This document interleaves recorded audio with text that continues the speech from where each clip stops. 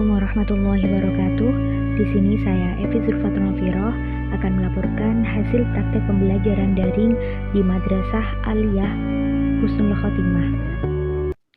Di sini saya membuka pembelajaran dengan mengucapkan salam serta menyapa murid-murid dengan sapaan Sobahul Khair serta menanyakan kabar mereka. Saya juga memperkenalkan diri saya sebagai mahasiswa UIN Wali Songo yang sedang mengikuti PPL kolaborasi dengan Madrasah Aliyah Husnul Khotimah dan khususnya kelas 12A ini. Kemudian saya menanyakan kesiapan peserta didik untuk mengikuti pembelajaran pada hari ini. Saya memulai pembelajaran pada hari ini dari pukul 07.30. Dan sebelum saya memulai pembelajarannya, saya memberikan instruksi kepada murid-murid untuk berdoa terlebih dahulu supaya diberikan kelancaran, keberkahan dalam belajar oleh Allah Subhanahu wa Ta'ala dengan bacaan suratul Fatihah. Setelah memulai pembelajaran ini, saya menge-share materi dengan media video pembelajaran YouTube, yang mana di sini saya menjelaskan terkait kaidah na'at, man'ut, dan idhofah. Saya memberikan instruksi kepada murid-murid untuk menyimak dan memperhatikan video dengan baik. Assalamualaikum warahmatullahi wabarakatuh. Baik, meskipun kita pembelajaran melalui daring, kita harus tetap semangat untuk mengikuti pembelajaran pada kali ini ya anak-anak. Nah, kemarin kita sudah mempelajari tentang ar-riyadhah. Nah, sekarang kita belajar tentang qaidah tentang na'at, man'ut, dan juga idhofah. Nah, untuk tujuan pembelajaran pada kali ini, kalian diharapkan mampu untuk memahami kaidah tentang na'at, man'ut, dan juga idhofah. Selain itu, kalian juga diharapkan mampu untuk mengidentifikasi na'at dan man'ut beserta idhofah yang ada dalam sebuah teks bacaan berbahasa Arab. Nah, apa sih na'at itu? Nah, na'at yakni tabi' yudhkaru li bayani sifatin min sifati man'utihi aw yashifu ma yata'allaqu bihi. Nah, na'at itu merupakan tabi' atau kata yang mengikuti isim yang digunakan untuk menjelaskan sifat dari man'ut tersebut. Atau na'at itu mensifati kata yang terhubung dengannya. Nah, apa itu man'ut? Nah, man'ut merupakan kata yang disifati oleh na'at. Seperti contoh, ra'aitu at-taliba al-mujtahida. Saya melihat seorang murid laki-laki yang rajin. Nah, di sini di mana sih man'utnya dan di mana na'atnya? Nah, kita lihat ya. Tulisan ini at-taliba al-mujtahida. Di sini at-taliba berkedudukan sebagai man'ut dan al-mujtahida berkedudukan sebagai na'at. Man'ut adalah kata yang disifati dan na'at adalah kata yang mensifati man'ut. Nah, jadi untuk susunannya, kalian kalau mau membuat na'at man'ut itu susunannya man'ut dulu yang di awal baru na'atnya. Seperti kata at-taliba al-mujtahida. Nah, adapun syarat-syaratnya, na'at harus sesuai dalam 4 jenis. Yang pertama, yaitu harus sesuai naw' atau jenisnya, mudzakkar atau mu'annas. Yang kedua, adat atau bilangan jumlahnya, yaitu mufrad, mutsanna, jamak. Yang ketiga, yaitu i'rabnya. I'rabnya harus sesuai, yaitu rafa, nasab, atau jar. Yang keempat, ada ta'rif, yaitu ma'rifat atau nakirohnya. Nah, sekarang bisa kalian lihat dari contoh yang ada di sini, yaitu marusa at-talibu al-jadidu qurratal qadami. Murid yang baru berlatih sepak bola. Nah, kata at-talibu al-jadidu di sini merupakan susunan dari na'at dan man'ut. Man'utnya adalah at-talibu karena at-talibu adalah yang disifati dan sifatnya al-jadidu, na'at atau sifatnya al-jadidu yang baru. Jadi at-talibu al-jadidu, murid yang baru. Nah, pada contoh ini kita tahu bahwa at-talibu al-jadidu merupakan at-talibu al-jadidu kalimat mudzakkar mufrad yang bermakna satu, marfu' serta dibaca rafa dan juga ma'rifah karena di sini ada al-nya. Kemudian jika diganti menjadi mutsanna atau tasniyah menjadi marusa at-talibani al-jadidani qurratal qadami. Nah, di sini kalimat at-talibani al-jadidani merupakan kalimat mudzakkar yang mana mutsanna atau bermakna 2 tasniyah dan dibaca rafa serta ma'rifah. Begitu pula dengan contoh yang ketiga, marusa at-tullabu al-jududu qurratal qadami. Nah, di sini masih sama yaitu mudzakkar, tetapi di sini menjadi jamak karena bermakna banyak, kemudian masih tetap dibaca rafa dan juga ma'rifat.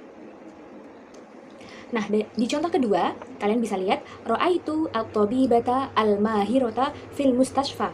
Saya melihat seorang dokter perempuan yang pandai di rumah sakit. Di sini kalimat at-tabibata al-mahirota merupakan kalimat muannas karena di situ ada tak marbutoh dan bermakna perempuan. Kemudian, tabibata al-mahirota merupakan kalimat mufrad karena bermakna satu, dan juga mansub atau yang dibaca nasab. Dan juga ma'rifat karena di situ terdapat al, yang mana al merupakan tanda-tanda dari isim ma'rifat. Contoh kedua, ra'aitu at-tabibataini al-mahirataini fil mustasfa. Nah, di sini masih tetap kalimat at-tabibataini al-mahirataini merupakan kalimat muannas tetapi bermakna musanna atau bermakna tasniyah dua, yaitu dua dokter perempuan yang pandai-pandai, yang sama-sama pandai, keduanya pandai. Kemudian masih tetap dibaca mansub dan juga ma'rifat. Kemudian kalimat ra'aitu at-tabibati al-mahirati di sini masih sama, yaitu kalimat muannas yang mana jamak merupakan kalimat jamak karena bermakna banyak dan masih dibaca mansub dengan tanda mansubnya yaitu kasroh, dan juga masih kalimat yang ma'rifat karena masih ada alnya. Nah, sekarang saya akan menjelaskan tentang idhofah. Apa sih itu idhofah? Idhofah atau yang biasa dikenal dengan frase yaitu gabungan dua kata atau lebih yang terdiri dari mudhof dan mudhof ilaih. Idhofah juga bisa diartikan dengan penyandaran sebuah kata kepada kata lainnya sehingga memunculkan pengertian yang lebih spesifik. Nah, dalam hal ini tentu saja terdiri dari mudhof dan mudhof ilaih. Nah, untuk susunan idhofah sendiri itu harus terdiri dari isim dan isim, jadi harus sama-sama isim. Seperti contoh sahatul madrosati. Kata sahah merupakan isim dan al-madrosah juga isim. Sahatul madrosati memiliki arti halaman sekolah, yang mana sahah merupakan halaman dan al-madrosah adalah sekolah. Nah, di sini dua kata yang digabungkan atau yang disandarkan menjadi lebih spesifik, yaitu sahatul madrosati, halaman sekolah. Nah, untuk ciri-ciri idhofah sendiri, yang pertama mudhof. Nah, untuk mudhof itu harus selalu nakiroh. Dia tidak boleh dipanjingi atau dimasuki al, dan juga tidak boleh ditanwin. Untuk mudhof ilaih selalu ma'rifat, baik dipanjingi al atau ada alnya, ataupun berupa isim alam atau berupa dhamir. Seperti contohnya fursyatul asnani. Nah, kalimat fursyatul asnan, fur itu sikat gigi. Di sini fursyatul asnan, fursyah sebagai mudhof dan al-asnan sebagai mudhof ilaih. Nah, bisa kita lihat kata fursyatu itu tidak ada alnya dan tidak ada tanwinnya, sedangkan mudhof ilaihnya itu ada alnya. Fursyatul asnani, al-asnani itu ada alnya. Nah, untuk mudhof ilaih juga dia selamanya berupa majrur atau dibaca jer. Contoh lain seperti kata kitabu zaidin. Kata kitabu zaidin di sini merupakan susunan idhofah yang mana mudhof ilaihnya berupa isim ma'rifat yang merupakan isim alam. Selanjutnya coba kalian buka buku kalian halaman 17. Di situ ada bacaan Dhahaba Abdullah ila ayadati tabibin ma'rufin fil qaryah. Yang artinya Abdullah pergi ke klinik seorang dokter yang terkenal di desa itu. Kata ayadati tabibin di sini adalah susunan idhofah yang mana ayadah sebagai mudhof dan tabibin sebagai mudhof ilaih. Nah, kata tabibin ini merupakan man'ud atau yang disifati, yang mana naatnya adalah kata ma'rufin. Jadi di sini ada dua susunan ya. Yang pertama ada susunan idhofah, yang kedua ada juga naat man'ud. Berarti kata ayadatu tabibin merupakan susunan idhofah dan tabibin ma'rufin merupakan naat man'ud. Nah, dari bacaan ini bisa kita ketahui ada beberapa naat yang ada di bacaan ini. Kalian bisa menuliskan di kolom yang ada di bawahnya ya, anak-anak. Nah, yang pertama yaitu kalimat tabibin ma'rufin. Di sini kalimat tabibin ma'rufin atau yang diartikan sebagai dokter yang terkenal merupakan susunan dari naat dan man'ud. Yang mana man'udnya? Nah, man'udnya adalah kata tabibin dan naatnya adalah ma'rufin.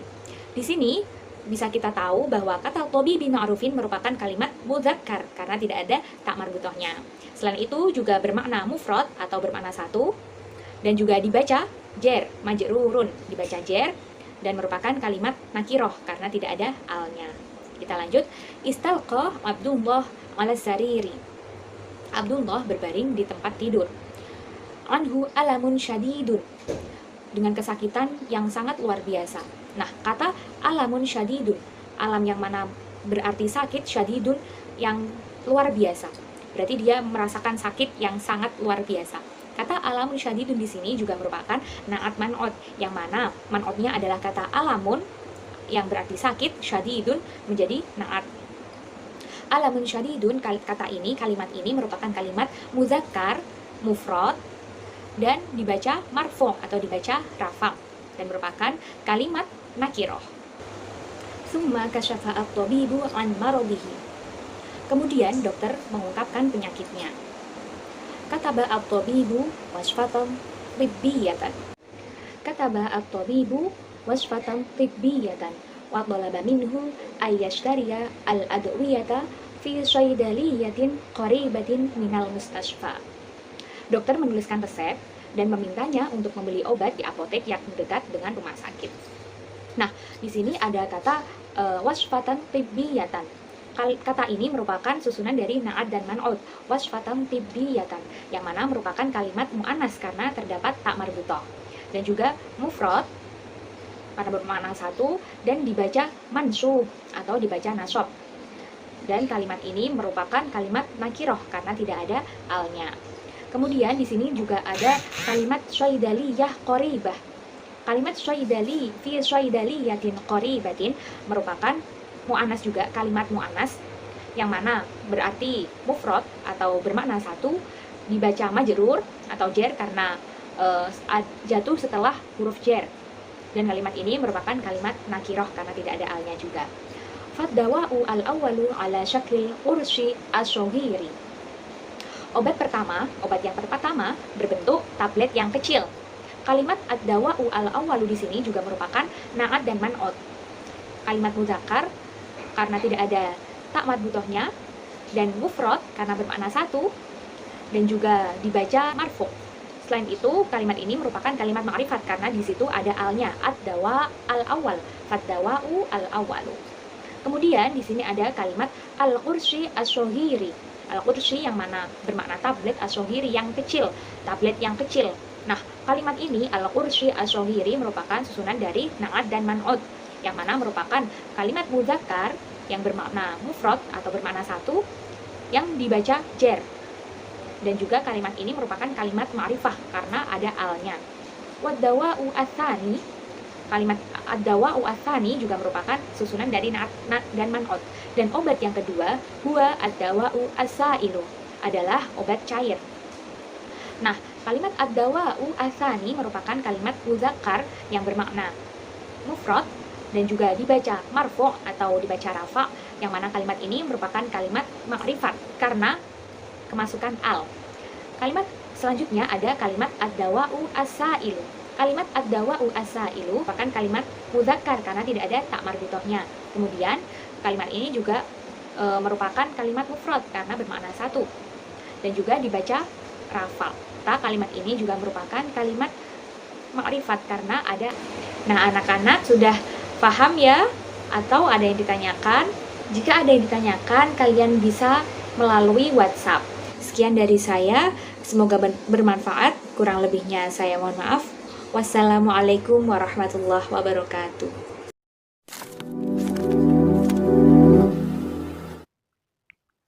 Setelah itu saya memberikan waktu kepada murid-murid selama 30 menit untuk menyimak dan memahami materi yang sudah saya share melalui video YouTube. Saya memberikan waktu sampai pukul 08.05. Setelah pukul 08.05, saya mengirimkan tugas mandiri siswa, yaitu berupa soal, yang mana soal ini diambilkan dari buku modul Bahasa Arab halaman 18. Untuk pengerjaannya sendiri, saya meminta kepada murid-murid untuk mengerjakan dan mengirimkannya melalui chat WhatsApp dengan format kelas, nama, dan nomor absen. Setelah itu saya memberikan waktu untuk murid-murid untuk mengerjakan soal yang telah saya berikan. Setelah pukul 08.54, saya mencukupkan pembelajaran pada hari ini dan memberikan motivasi untuk tetap semangat belajar. Nah, pada pukul 08.56 saya menutup pembelajaran dengan membaca hamdalah. Setelah itu saya mengucapkan salam pada pukul 08.50.